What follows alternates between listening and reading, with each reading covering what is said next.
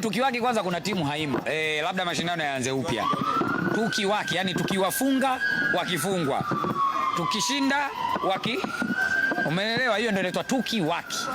Kwa hiyo kuna timu hapo labda mashindano yaanze upya, lakini kwa sasa hivi tunasema inna lillahi wa inna ilaihi rajiun. Shughuli imeishia hapo.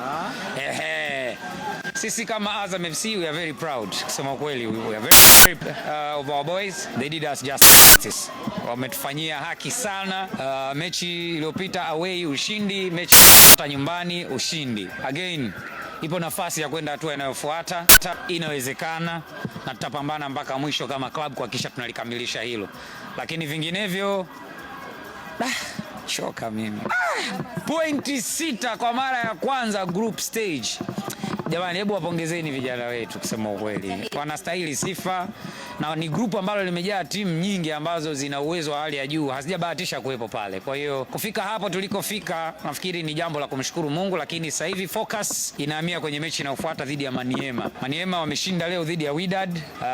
Shughuli hapo kidogo imeingia ruba, lakini kuja kuona moto hapa wakija Azam Complex, wakija New Amani Complex. Yes.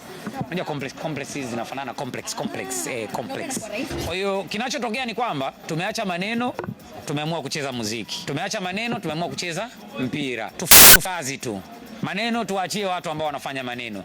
Sisi tuende tu hapo kwenye muziki. Kabu nyau, tucheze tu. Toa kitambala, weka ngita kiama kamanga. Sawa sawa? Toa Yahya Zaidi, weka Sadio Kanuti Putin. Toa James Akamiko, ingiza Sereri Zidane. Umenelewa? Kila mtu afanye kazi yake uwanjani. Juzi alicheza Manula, leo amecheza Foba. Hakuna tofauti ya mchezaji ndani ya kikosi cha Azam FC.